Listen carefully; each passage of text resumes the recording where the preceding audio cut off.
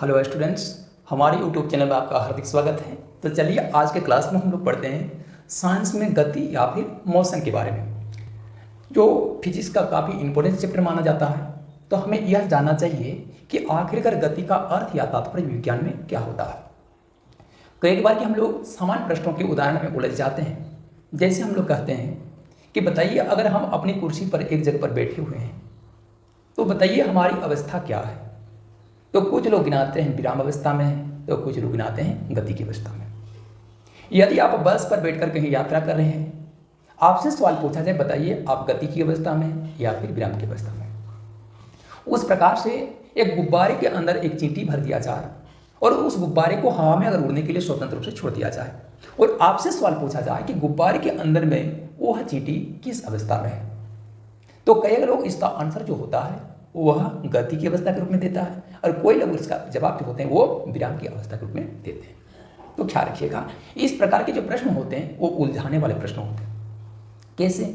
जैसे मान के चलिए आप कुर्सी पर बैठे हैं तो कहेंगे कि अब हम विराम अवस्था में हैं। तो ख्याल रखिएगा, आप आसपास की वस्तुओं की तुलना में तो विराम अवस्था में है, लेकिन आपकी कुर्सी जो टिकी हुई है वो कहाँ टिकी है?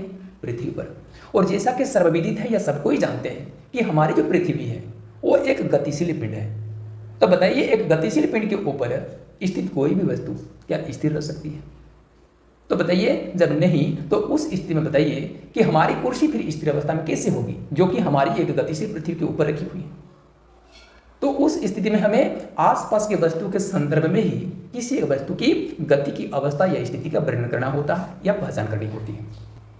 ठीक है, तो देखोगे हमारे किसी एक स्थान पर कुर्सी पर बैठे रहने पर हम आसपास में स्थित वस्तुओं की तुलना में क्या है? स्थिर अवस्था में है। लेकिन अगर पृथ्वी के सापेक्ष कहें तो पृथ्वी के सापेक्ष हम गति की अवस्था में है। ठीक उसी प्रकार से बस पर यात्रा कर रहा कोई एक यात्री अपने बगल वाले सीट पर बैठे हुए व्यक्ति की तुलना में या उसके सापेक्ष भले ही विराम अवस्था में है, लेकिन उस बस के बाहर स्थित वस्तुओं के सापेक्ष संबंधित वस्तु जो है वो गति की अवस्था में है। कि कोई एक वस्तु गति की अवस्था में है कि विराम की अवस्था में है, इसके लिए आपको एक निर्देशांक बिंदु या फिर ओरिजिन की आवश्यकता होती है।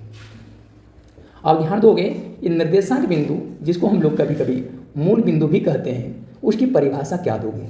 तो याद रखिएगा, जिस बिंदु के सापेक्ष हम किसी एक वस्तु की स्थिति व्यक्त करते हैं उस बिंदु को निर्देशांक बिंदु या फिर मूल बिंदु कहा जाता है। ठीक है, जैसे उदाहरण के तौर पर हम यहाँ पर कोई एक बिंदु ले लिए, मान के चलिए ओ बिंदु।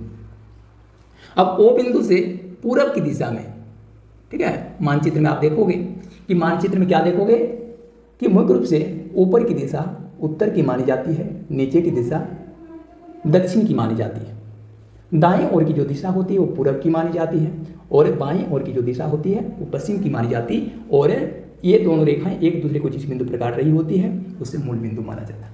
तो मान के चलिए कि ओ पर स्थित कोई एक बिंदु है और उस ओ बिंदु से पूर्व की दिशा में, पूर्व की दिशा इधर बढ़ेगी तो पूर्व की दिशा में 8 किलोमीटर की दूरी पर कि 8 मीटर की दूरी पर कोई एक बिंदु मान के चलिए ई स्थित है। ठीक है, तो उस स्थिति में ई बिंदु को क्या बोला जाएगा? ई बिंदु को बिंदु ओ के सापेक्ष पूर्व दिशा में, दिशा उसकी पूर्व है और दूरी उसकी 8 मीटर है। तो चूंकि बिंदु ई की जो स्थिति है उसको हम लोग किसके सापेक्ष व्यक्त किए? बिंदु ओ के सापेक्ष व्यक्त किए। तो बिंदु ओ क्या हो जाएगा? उस स्थिति में मूल बिंदु हो जाएगा या फिर निर्देशांक बिंदु हो जाएगा। हम लोग को याद रखना चाहिए कि मूल बिंदु के सापेक्ष ही हम लोग किसी एक वस्तु की स्थिति को व्यक्त करते हैं कि संबंधित वस्तु गति की अवस्था या स्थिति में है या फिर विराम की अवस्था या फिर विराम की स्थिति में। तो ख्याल रखिएगा, इस तरह से किसी वस्तु की दो स्थितियां बनती है, गति की दो स्थितियां बनती है। पहली स्थिति हो गई एक क्या? गति की स्थिति या गति की अवस्था, जिसको गत्यावस्था भी कहते हैं कभी कभी, और दूसरा बन गया विराम की अवस्था या विराम की स्थिति, जिसको हम लोग कभी कभी स्थिर अवस्था भी कहते हैं। ये दोनों के बीच में क्या फर्क या अंतर है, तो थोड़ा इस बात पर भी हम लोग चर्चा कर लेते हैं।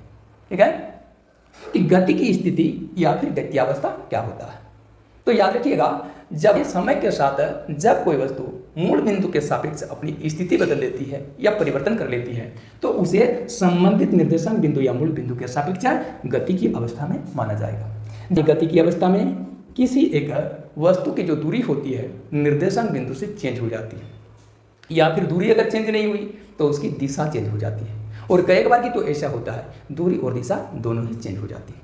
लेकिन अगर समय के साथ अगर कोई वस्तु मूल बिंदु के सापेक्ष अपनी स्थिति परिवर्तित नहीं करती है, यानी न तो अपनी दूरी बदलती है न तो अपनी दिशा बदलती है, तो उस स्थिति में संबंधित वस्तु को उस अभिष्ट बिंदु के सापेक्ष विराम की स्थिति में माना जाता है या फिर स्थिर अवस्था में माना जाता है।